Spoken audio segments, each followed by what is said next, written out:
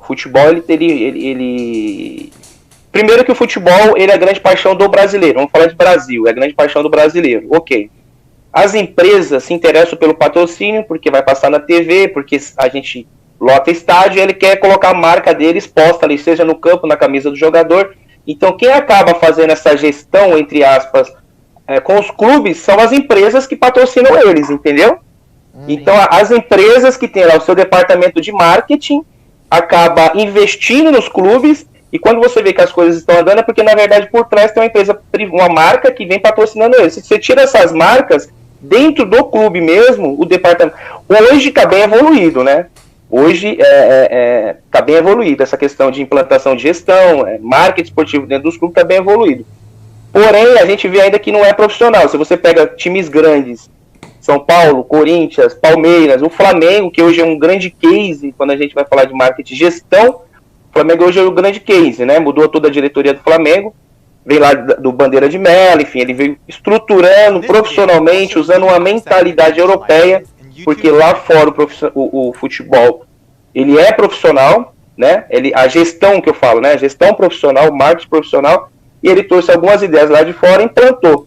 Tanto que trouxe um técnico português, isso para dentro de campo, e agora trouxe um técnico espanhol, eles visando, trazendo essa cultura de fora, que é profissional, trazendo para dentro do Flamengo. E o departamento de marketing do Flamengo é um departamento com profissionais do marketing esportivo. A gestão do futebol são por profissionais, pessoas formadas, pessoas que trazem um know-how para aquilo.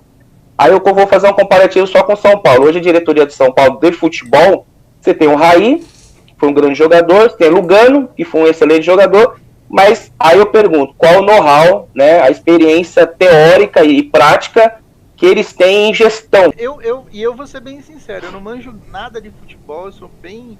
Mas assim, a diretoria, o melhor do São Paulo sempre foi a diretoria, né? Nessa época que... antes a gente estava brincando, que é na época do Tele, essa época que teve vários títulos. Sim. Eu acho que o que contribuiu para aquela super fase foi a diretoria. Exato. Meu ver, é aquilo que eu falo, eu não manjo de futebol. Não vou te explicar. O São Paulo ele sempre teve uma cultura de, por exemplo, geralmente o técnico ele vem com a comissão técnica dele toda formada, né? Ele chega no clube e ele traz toda uma comissão de preparador físico, de olheiro, categorias de base. Eles trazem, geralmente vem com toda aquela equipe para dentro do clube. O São Paulo sempre teve uma cultura de que o técnico ele poderia trazer o auxiliar técnico dele, mas a equipe profissional por muitos anos foi do clube.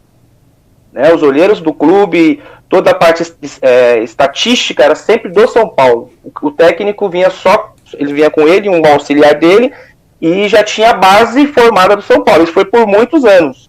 Por muitos anos foi assim. Tanto que o Vanderlei ele tem uma cultura diferente. O Vanderlei Luxemburgo, por exemplo, quando ele chega num clube, ele traz toda a estrutura dele e implanta no clube. O São Paulo nunca aceitou isso. Né? Por isso que ele não treinou o São Paulo até hoje.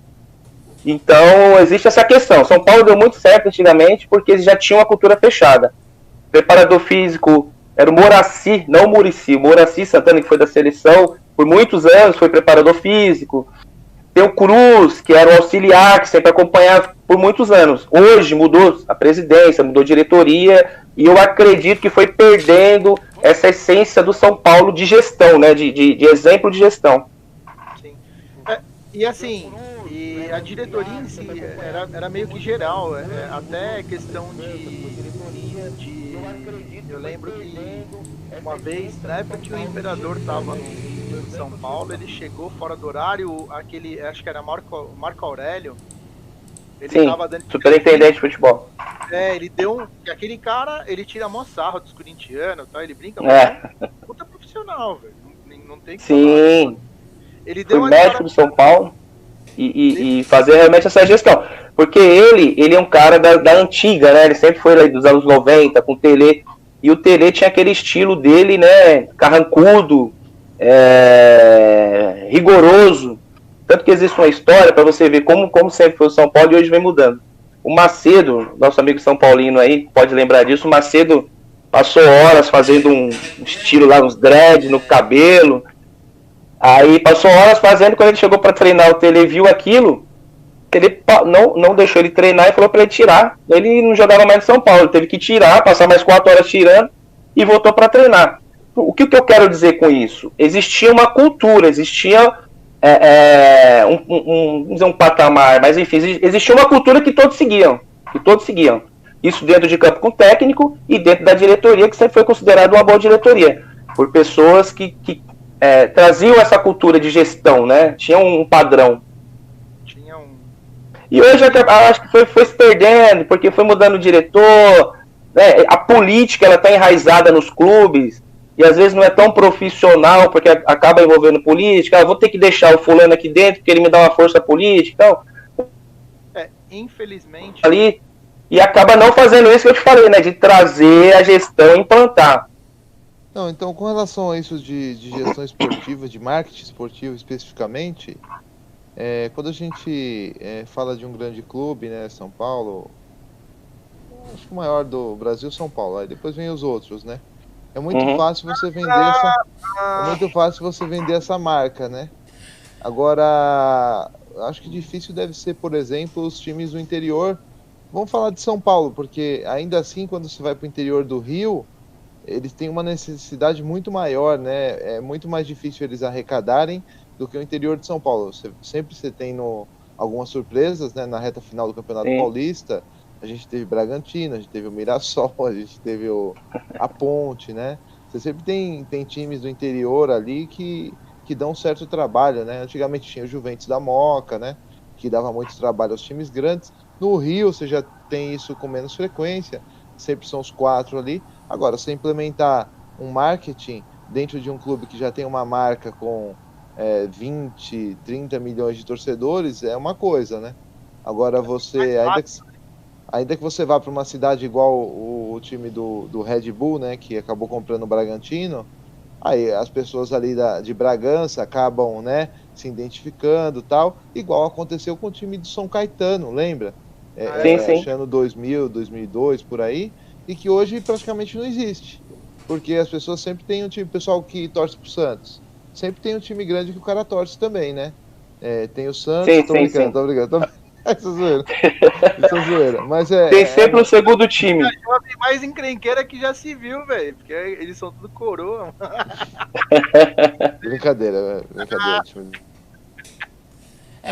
Mas acho que é verdade, né? Acho que essa questão da gestão aí, professor, ela acaba sendo diferenciada, né? Quando a gente trabalha com um time grande e com um time de, vamos dizer assim, de menor visibilidade, né? Mas aí eu vou te dar um grande exemplo,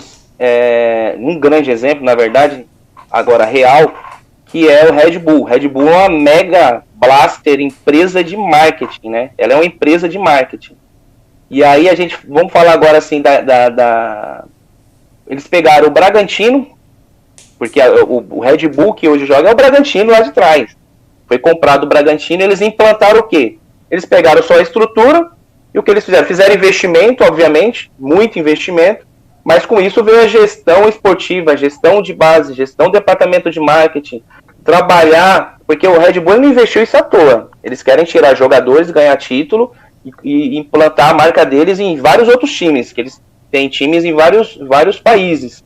Então, eu falando no início, um grande exemplo é o Red Bull, de gestão, que implantou gestão, são profissionais técnicos, não tem politicagem, porque é uma empresa privada, acaba sendo uma empresa privada.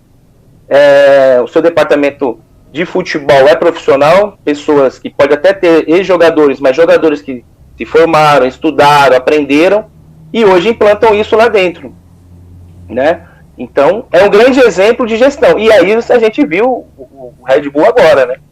E aí você falou de time pequeno também. Volta a bater nessa tecla da questão de ter gestão dentro do clube e do marketing dentro do clube. Ser uma coisa profissional, não uma coisa de encaixes. Vou colocar o Joãozinho porque ele jogou aqui muitos anos, ele vai ser o nosso diretor de marketing. Isso acontece muito, principalmente nos clubes do interior, né? Até por questão de verba, de não poder pagar um grande profissional, isso acontece. E o Red Bull é um grande exemplo disso. Desportivo Brasil também, tem outros clubes que trabalham isso. O Fortaleza, né? O Fortaleza, o Rogério Ceni foi para lá. O Rogério Ceni é um cara muito inteligente, né? Ele nunca foi focado só dentro de campo, ele fez vários cursos, e ele tem esses cursos de gestão. Quando ele foi para o Fortaleza, ele é um cara que nasceu dentro do São Paulo, ele implantou no Fortaleza a gestão do São Paulo. Consegue fazer o link?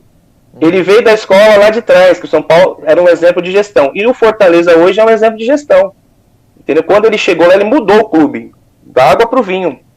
Então, quando a gente fala de gestão, a gente tem esses cases aí e tem esses exemplos.